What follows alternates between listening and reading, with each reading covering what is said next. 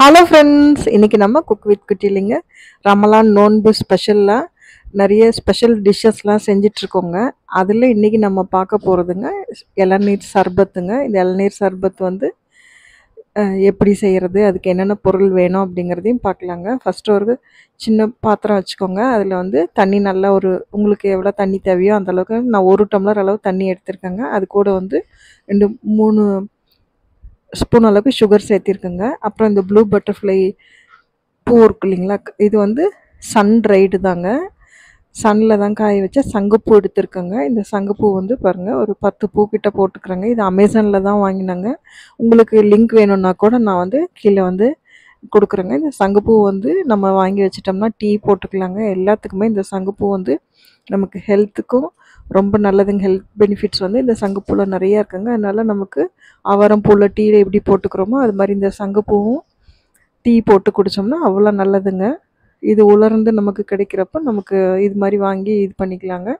இப்போ பாருங்கள், இந்த பூவில் இருக்க ப்ளூ கலர் வந்து கொஞ்சம் இறங்கியிருக்குங்க. இப்போ வந்து ஒரு பிளேட் போட்டு சும்மா மூடி வச்சிட்டோம்னா இன்னும் அந்த எசன்ஸ் எல்லாம் நல்லா இறங்கிடுங்க அதில். இது ஒரு 2 மினிட்ஸ்லேயே வந்து நல்லா பாருங்கள், இன்னும் டார்க் ப்ளூ ஆகிடுங்க. ஃபஸ்ட்டு பார்த்ததுக்கும் இப்போ பார்த்ததுக்கும் பார்த்திங்களாங்க, எவ்வளோ வந்து மூடி வச்சோன்னா நல்லா ப்ளூ ஆகிடுச்சுங்க. இப்போ இந்த பூவை வந்து இன்னுமே வந்து ஸ்பூனில் வந்து அப்படியே ப்ரெஸ் பண்ணணும்னாங்க இன்னும் ப்ளூ கலர் வந்து நமக்கு அந்த தண்ணியில் கொதித்து நம்ம மூடி வேறு வச்சு அதை இது பண்ணனாலங்க இன்னும் பாருங்கள், நான் அந்த பூவை அழுத்தி விடுறேன். அப்போ இன்னுமே வந்து நமக்கு அந்த எசன்ஸ் எக்ஸ்ட்ராக்ட் வந்து ப்ளூ எக்ஸ்ட்ராக்ட் வந்து ஃபுல்லாக நம்ம அந்த வாட்டரில் வந்து இறங்கிடுச்சுங்க. இப்போ பாருங்கள் எப்படி நல்ல டீப் ப்ளூவில் வந்து இருக்குங்க. ஃபஸ்ட்டு காமிச்சதுக்கும் இப்போ காமிச்சதுக்கும் பாருங்கள், ப்ளூ கலர் எவ்வளோ ப்ளூ வந்து வந்திருக்கு நமக்கு பாருங்கள். ஒரு டார்க் ப்ளூ கலரில் வந்துடுச்சுங்க.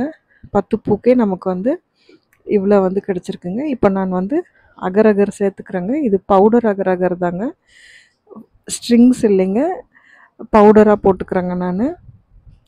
இதை வந்து போட்டுட்டு நல்லா வந்து மிக்ஸ் பண்ணி விட்டுருங்க. இது கொஞ்சம் மிக்ஸ் ஆன உடனேங்க நம்ம வந்து எப்பவும் போல் அதை வந்து செட் பண்ணிக்க போகிறோங்க. ஃபில்ட்ரு பண்ணிக்கோங்க. ஃபில்ட்ரு பண்ணி தான் எப்போவுமே நம்ம அகரகர் சேர்த்து இது பண்ணுறப்போ நம்ம வந்து ஒரு ஸ்ட்ரெயினர் வச்சு ஃபில்ட்ரு பண்ணிட்டோம்னா நமக்கு நல்லா இருக்குங்க. அதில் ஒவ்வொரு இது கரையாமல் இருந்தால் கூட ஈஸியாக கரைஞ்சிருங்க. அதுக்காக கரையாதது வந்து இந்த ஸ்ட்ரெயினர்லேயே நின்றுடுங்க. அதுக்காக தான் நம்ம ஸ்ட்ரெயினர் வச்சு வடிக்கிறோங்க. இப்போ அந்த பூவையும் வந்து நல்லா அழுத்தி விட்டுக்கிட்டோன்னா இன்னும் வந்து அந்த ப்ளூ எல்லாமே வந்து நம்ம இதில் எசன்ஸ் எல்லாம் ப்ளூ கலர் எசன்ஸ் எல்லாம் இறங்கிடுச்சுங்க. இப்போ அதை நம்ம அதை ஃப்ரிட்ஜில் வச்சு செட் பண்ணிக்க போகிறோங்க. இப்போ இன்னொரு ஒயிட் கலர் ஜெல்லி வந்து செஞ்சுக்க போகிறோங்க. அது எப்படி செய்கிறதுன்னு பார்க்கலாங்க. அது வந்து நான் ஒரு இளநீரில் இருக்க ஃபுல் வாட்டரும் வந்து எடுத்துட்டுங்க லைட்டாக வந்து சூடு பண்ணிக்கிறேங்க. அதில் சின்ன சின்ன ஏதாவது இந்த தேங்காவோட தூசுதுன்னா அதை கூட ஸ்ட்ரெயின் பண்ணி இந்த இளநீ தண்ணி மட்டும் சுத்தமாக கிளியர் வாட்டராக எடுத்துக்கோங்க.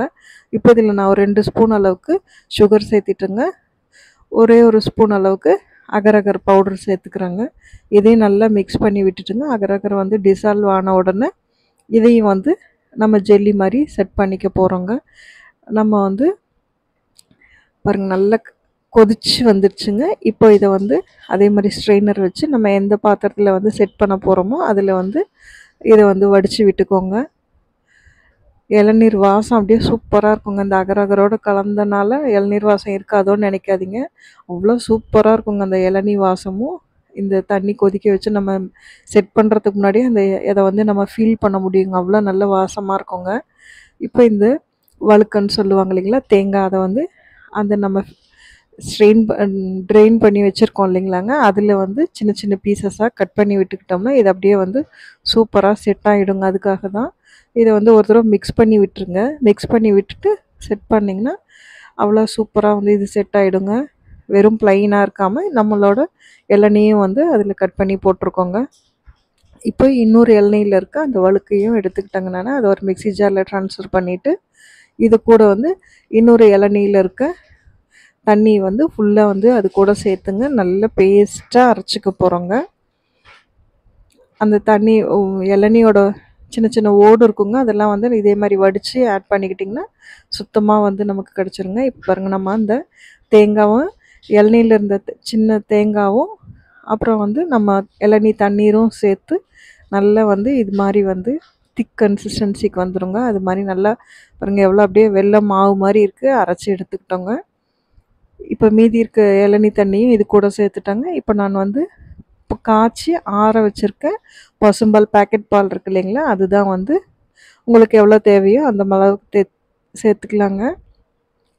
உங்களுக்கு வெறும் அந்த தேங்காயில் இருக்க இதே போதும்னா அதே இது பண்ணிக்கலாங்க. இல்லை இது மாதிரி வந்து மில்க்கும் சேர்த்துக்கலாங்க.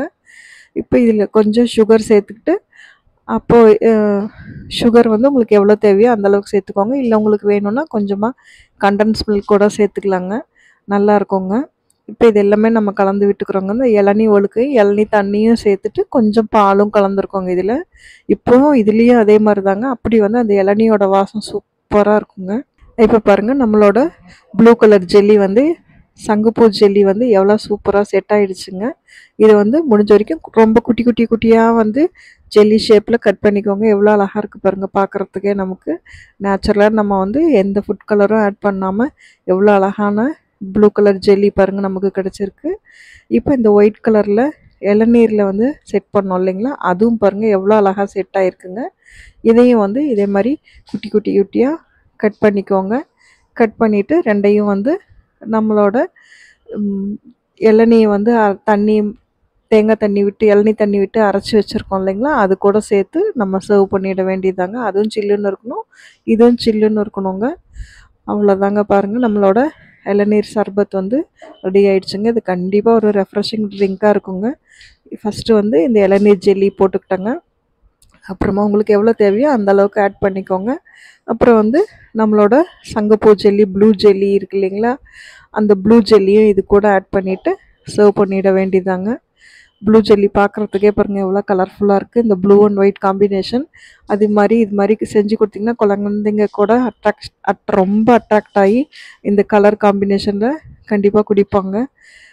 இது நமக்கு இளநீரில் ஃபுல்லாக இளநீலையே செஞ்சுருக்கனாலேங்க நம்மளோட உடம்புக்கு சூட்டை தணிக்கிறதாகவும் இருக்குங்க. அவ்வளோ ரெஃப்ரெஷிங்காக இருக்கும். மேலே கொஞ்சம் நான் வந்து நட்ஸு போட்டுக்கிட்டேங்க. உங்களுக்கு வேணுன்னா இதில் சப்ஸா சீட்ஸ் கூட ஊற வச்சு சேர்த்துக்கலாங்க. சப்ஸா சீட் போட்டால் இன்னுமே அதுவும் நமக்கு இன்னும் குளிர்ச்சி தருங்க.